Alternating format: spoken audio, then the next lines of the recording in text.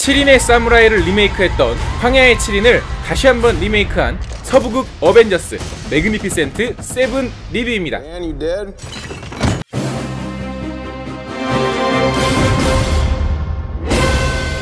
때는 골드러시와 무법이 한창이던 서부시대. 갑질 쩌는 악덕업자 보그로부터 마을과 남편을 뺏긴 엠마는 현상금 사냥꾼 샘에게 복수를 의뢰합니다. 샘은 서부에서 난다긴다는 실력군들을 모아 보그 일당과의 한탕을 준비하는데요. 과연 그들은 정의도 지키고 마을도 지킬 수 있을까요? 서부극 액션 영화입니다.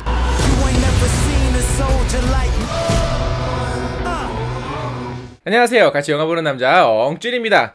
이제 이병헌 씨가 헐리우드 영화에 출연하는 건 이제 다들 익숙해지셨죠? 그런데 여전히 칼의 달인으로만 출연을 하고 계신다는 게 조금, 하지만 요번에는 칼이 좀 짧아졌어요. 짧은 칼. 사실 처음에는 그냥 이 7 멤버들 중에 하나 정도로 그칠까 생각을 했었는데 생각보다 굉장히 비중이 높고요. 상대 역인 에단 호크하고는 우정 그 이상의 어떤 끈끈한 모습까지 선보이고 있어서 굉장히 안정적인 연기를 또 펼쳐주고 있습니다. 자, 주인공은 원작인 황야의 7인과 달리 흑인으로 바뀌었고요. 인디언도 나오고 인디언 사냥꾼도 나오고 동양인도 나오면서 기획 단계부터 인종 이슈나 젠더 이슈에 어느 정도 편승했다라고 하는 거는 부인할 수 없는 사실이기도 하죠. 거기다가 남편을 잃고 전 재산을 걸면서까지 복수를 의뢰하는 이 엠마 역할도 사실 이 영화에서는 남자 주인공들 못지않은 강인한 모습을 선보이고 있습니다. 그러나 그녀가 등장할 때마다 대부분의 남성 관객들은 시선이 자꾸 딴 데로 갈 거예요. 그리고 이 안토누쿠아 감독이 헤일리 베넷에게 애정을 느끼고 있다는 게 느껴지는 부분이 뭐냐면, 이 엠마가 울거나 어떤 억울한 표정을 지을 때 표정이 항상 클로즈업으로 잡히고 있어요. 울거나 억울할 때 짓는 표정이 굉장히 아름답거든요. 그래서 그럴 때마다 이제 화면이 클로즈업으로 잡히는데 역시 남자 관객들은 자꾸 시선이 딴 데로 가겠죠? 배우들의 연기를 빼놓을 수가 없는데요. 어마어마한 배우들이 나오시죠. 믿고 보는 덴젤 워싱턴, 크리스 프렛, 이병헌, 에단 호크, 거기다가 빈센트 도노프리오까지 출연을 하고 계시는데요. 특히 크리스 프렛 같은 경우는 사실 저는 개인적으로 기존의 작품들이 거의 코미디 작품들이 위주였기 때문에 조금 가볍다? 라는 느낌을 조금 받아왔었는데 이 영화에서는 물론 크리스 프렛 특유의 유머와 개그를 선보이고 있긴 하지만 그런 와중에도 진중함과 묵직한 어떤 무게감까지 같이 연기를 하고 있어서 저는 굉장히 의외로 생각했던 영화였고요. 앞으로 크리스 프렛이 정말 인생 연기를 할 수 있는 대단한 작품에 출연을 했으면 좋겠다라는 바람까지 생길 정도로 굉장히 인상 깊은 연기를 선보였습니다. 그리고 이제 빈센트 도노프리오 같은 경우에는 목소리 톤도 바꾸시면서 약간 이게 정신이 살짝 나간 것 같은데 또 의리는 굉장히 강한 이 이상한 캐릭터, 알 수 없는 캐릭터를 굉장히 잘 연기를 해주고 있어서 의외로 재밌는 포인트들이 좀 많이 있었어요. 이분이 누구시냐면 풀메탈 자켓에서 이 미쳐버린 병사로 출연을 하셨던 분이기도 하고, 맨인 블랙 1편에서는 그 바퀴벌레 외계인으로 나오셨던 분이고요. 최근에는 드라마 데어데블에서 인생 악역인 킹핀을 연기하셨던 분입니다.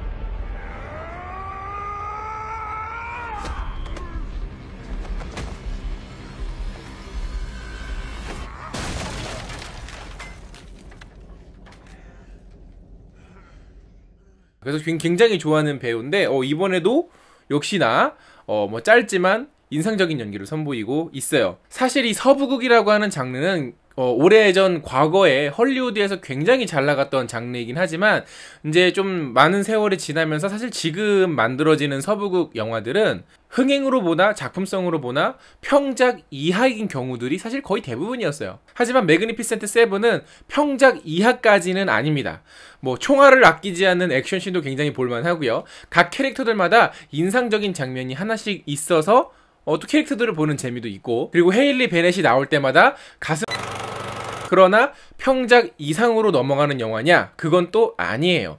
왜냐면 인상적인 캐릭터들이긴 하지만 애정을 갖고 몰입할 수 있는 캐릭터는 그렇게 많지 않고, 일부 캐릭터는 왜 등장을 했지? 왜 갑자기 팀에 합류를 하는 건지 약간 설득력이 좀 떨어지기도 하고요. 마지막에 스펙타클하게 벌어지는 전쟁씬 같은 경우도 오히려 이 전반부, 중반부에 나왔던 스릴에 비하면 너무 전쟁 영화처럼 만들어진 것 같아서 약간 아쉬움도 사실 있습니다. 물론 스펙타클하긴 해요. 그렇기 때문에 사실 이 영화는 그냥 평범한 서부극 액션 오락 영화이지 뭐 그 이상으로 넘어가는 어떤 대단한 메시지를 가지고 있거나 어떤 대단히 인상적인 혹은 앞으로 나올 다른 영화에 뭔가 굉장히 영향을 끼칠 만큼 대단한 영화는 사실은 아닙니다. 그냥 뭐 무법천지인 이 황야에 뭐 할 일 없이 떠돌던 나그네들끼리 모여서 뭐 우리 뭐 인생 뭐 있어? 그냥 뭐 한탕하고 뭐 갑시다 뭐 이런 영화라서 그냥 즐겁게 즐길 수 있는 오락 영화입니다. 전형적인 팝콘 무비이기 때문에 뭐 커플들 같은 경우에는 그냥 뭐 부담 없이 즐길 수 있는 그런 영화고요.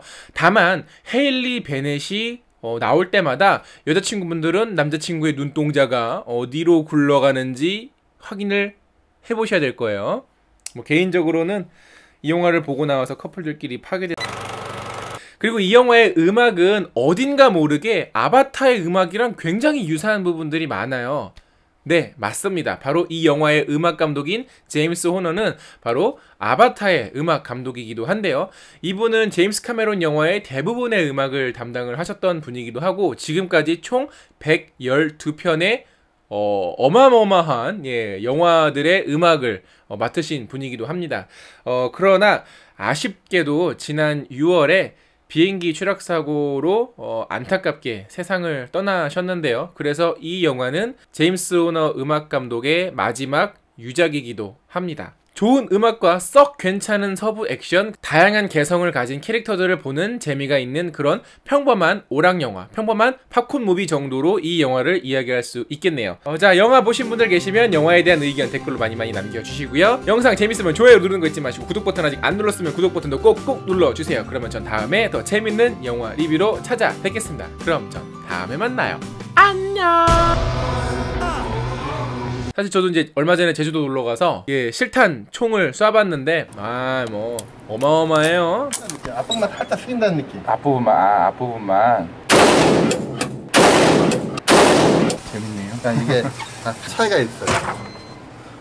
저도 뭐 이렇게 서부 시대 살았으면 한따까리 했을 것 같은 그렇습니다. 네. 황야의 엉준 됐다 그래.